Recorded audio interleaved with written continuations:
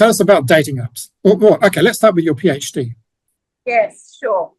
So my PhD is on dating apps and intimacy, and I did the majority of my research 20, and I really looked at how dating apps change the way that we relate as people. So once we remove the face-to-face contact, how does this develop via a dating app and via the online domain? I looked at security elements as well from a dating app perspective.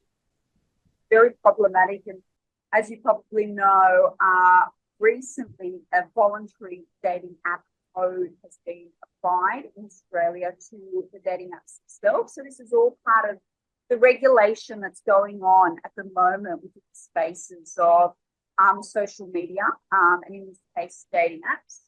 And I looked at, I guess, the way that dating apps have changed love and whether or not they have created a market of people that are constantly looking for the next best thing, and whether it's sort of devalued the idea of relationships and intimacy. Okay, several interesting questions there. And yes.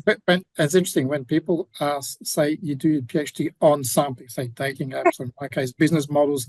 The reality is that's just a reflection of the underlying issues that you are studying.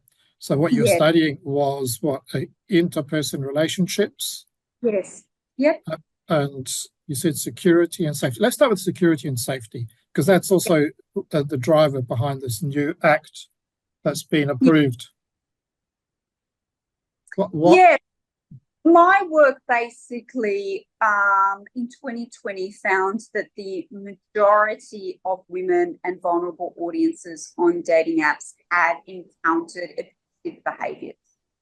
And they can vary from anything from, receiving an unsolicited image or an abusive text all the way down to stalking. So quite aggressive sort of ways of behaving in the online and then face-to-face environment. And so way back when I did my research, the issue was that people were reporting these problems to the dating apps and reporting the abuse to dating apps, but nothing would happen. So there was no relationship between dating apps and, for example, the police or legislative bodies or anything like that to kind of continue the dialogue and to actually have punitive measures in place for people that were behaving that way in the online environment.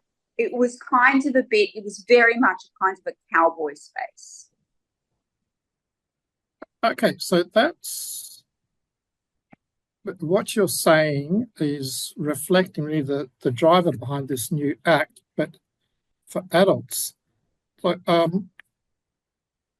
it looks like you need legislation and enforcement to make things happen.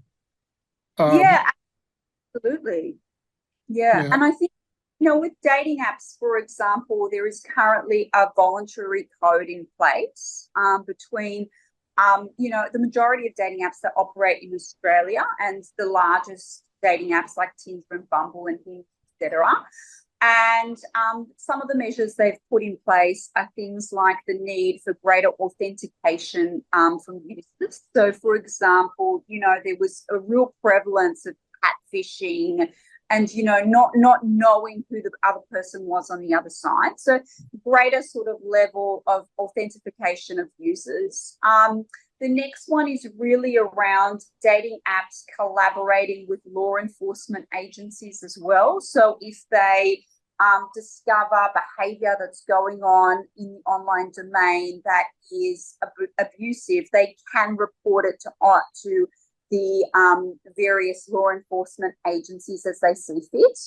And they can also de-platform users who have been abusive. So, for example, if you're using Tinder and you've sent abusive messages or texts or whatever it might be, they can remove you from the Tinder app. And a lot of these dating apps are part of broader conglomerates. So Tinder and Hinge are actually together under Match, the broader agency. So if you're removed from Tinder, you'll also be removed from Hinge, and you'll be removed from multiple other dating apps at the same time. So there is, the dating apps have moved forward across the years and have certainly put measures in place to make users safer. Okay, so that suggests it is possible to make improvements. So this debate around the new law that's been passed for teenagers has, I guess, causes a lot of deep feelings. People who are worried about the security that you're talking about, vulnerability, and others who say, well, you can't really enforce it. How are you going to stop teenagers from getting on social media? Good luck with that. So it is possible to do something. It's probably not going to be 100% effective, but some improvements can be had. Yeah, absolutely. I think this new legislation around teenagers and social media, etc., has been highly problematic. But at the same time, there is a lot of cause of concern within the mix, right? So, I think that most parents would indicate that they are concerned about their teenagers being in the online space. They're concerned about things like bullying, through to stalking, through to all sorts of behaviours that can go on. And I think a recent study that was conducted in Australia indicated that 77% of parents, so the vast majority, were in favour of putting a legislative code in place to actually ensure that there was some sort of legislation here. Yeah, that's the parents. Wonder what the kiddies think. Actually, in a couple of weeks' time, I'll be talking to Leonardo Pugliese, who is himself actually still a teenager, but has done very well to gather a strong followership for his online news. Yes. So, yeah. It's very much a counter argument with that as well, in terms of independence, in terms of how do you police that stuff, in terms of the behaviours that go on in an online domain are often reflected face-to-face as well. So it's part of a broader societal issue and not just an online element. Yes. Okay, now we'll have to have a short break for some messages from our sponsors. Then we'll come back to talk to you. Then we might go on to that topic you mentioned, love, and how love is impacted by these apps. Big topic, love.